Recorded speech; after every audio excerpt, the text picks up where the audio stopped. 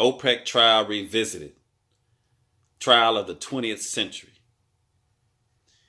In September 1960,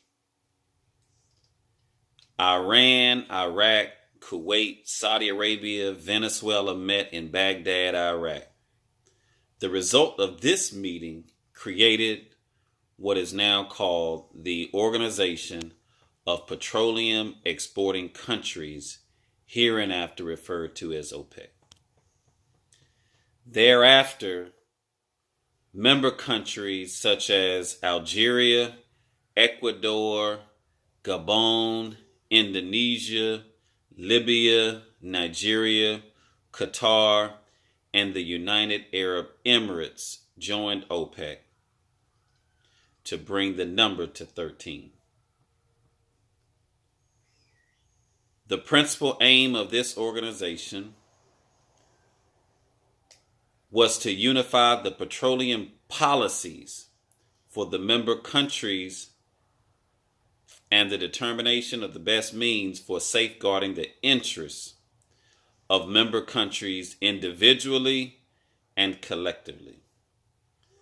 Resolution of the first conference, Resolution 1.2 sub 4, stated that in order to be able to accomplish this goal, the organization expressed the desire to formulate a system to ensure the stabilization of prices by, among other means, the regulation of production with regard to interests of the producing and the consuming nations, and to the necessity of securing a steady income to the producing countries, and efficient economic and regular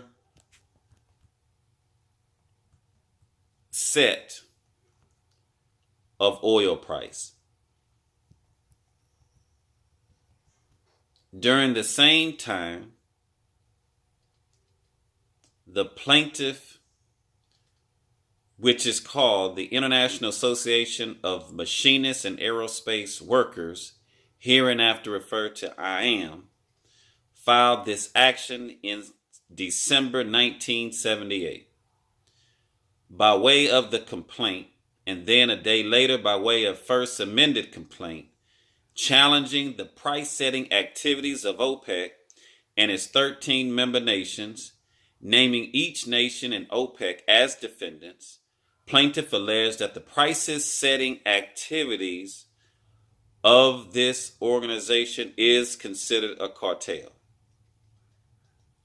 Plaintiff alleged that these prices violated Section 1 of the Sherman Act, under which price fixing has a long line of cases, which have been ruled per se violations. The injury plaintiff has alleged received is the payment of higher prices for gasoline at the service stations by many Americans. This has led to an anti-competitive action taken by said defendants, and the antitrust violations involved must be remedied. In this action, the plaintiff asked for damages under Section 4 of the Clayton Act, 15 U.S.C. sub 15, and the injunctive relief under Section 16 of the Clayton Act, 15 U.S.C. subsection 26, praying that this court enjoin the price-setting activities of the defendants, OPEC, and the member nations. Plaintiff claims that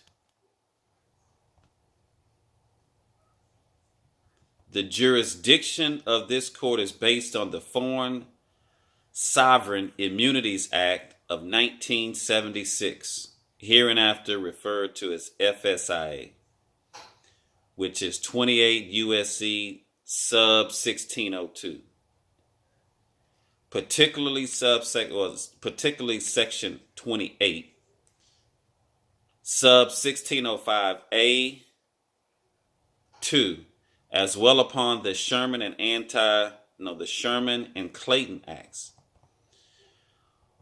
On January 25th, 1979, plaintiff moved for a preliminary injunction. At the same time, none of the defendants had made an appearance in the action or had filed an opposition to that motion. Since default had been entered by the clerk on only 3 of the defendants, and since the remainder of the defendants still had time for which they could file an answer, the motion for preliminary injunction was continued. This court wanted to give each and every defendant a full opportunity to be heard prior to ruling on the motion for preliminary injunction. Furthermore, the court was aware of the constraints of the FSIA, in particular provision that, quote, no judgment by default shall be entered by the court unless claimant establishes his claim or right to relief by evidence which is satisfactory to the court. 28 U.S.C. sub 1608E. Since the preliminary injunction sought by the plaintiff would have given plaintiff a good measure of what is sought, it would have been inappropriate for this court to proceed on an incomplete record without a full hearing. So if the court ordered the evidentiary hearing on the motion for preliminary injunction consolidated with the trial on the final injunction, Rule 65 of the Federal Rules of Civil Procedure, together with the evidentiary hearing on the motion for default judgment, all to be heard on August 20th, 1979. In this manner, the requirements of 28 U.S.C. 1608 subsection E could be fulfilled while allowing defendants sufficient time to appear and oppose this action, and at the same time allowing plaintiffs sufficient time to prepare and gather evidence in support of the injunction.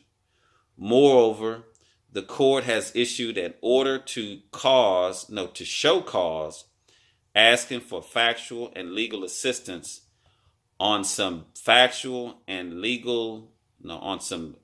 18 basic questions from the defendants and from any other knowledgeable sources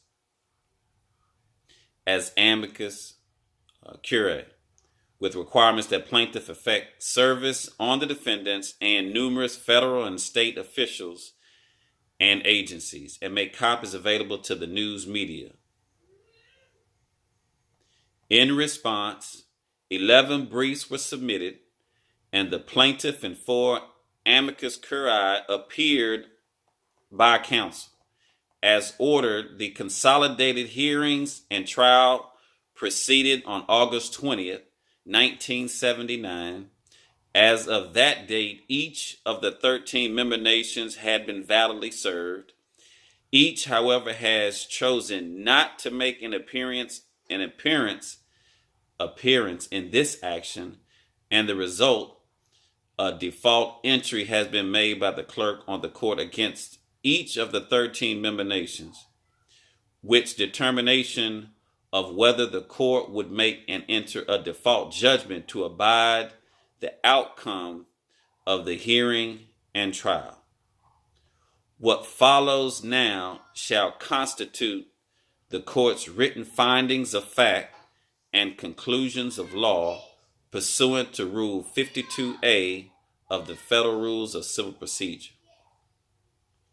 Let me say at the outset, the court pointed out that OPEC could not legally be served under FSIA 28 U.S.C. 1602 FF or under any International Organization Immunities Act, hereinafter IOIA. 22 U.S.C. sub section 280A, or otherwise holding that the FSIA applies only to foreign entities, which OPEC is not. And IOIA applies only to those international organizations in which the United States participates, and the United States does not participate in OPEC. The court added its doubts that OPEC could ever be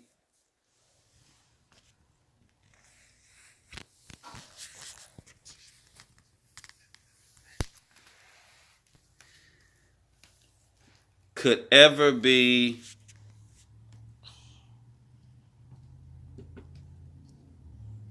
legally served with process. But in an event, plaintiff and its counsel admitted that OPEC could not be and had not been legally served. Whereupon the court dismissed OPEC from the lawsuit and out of the case entirely.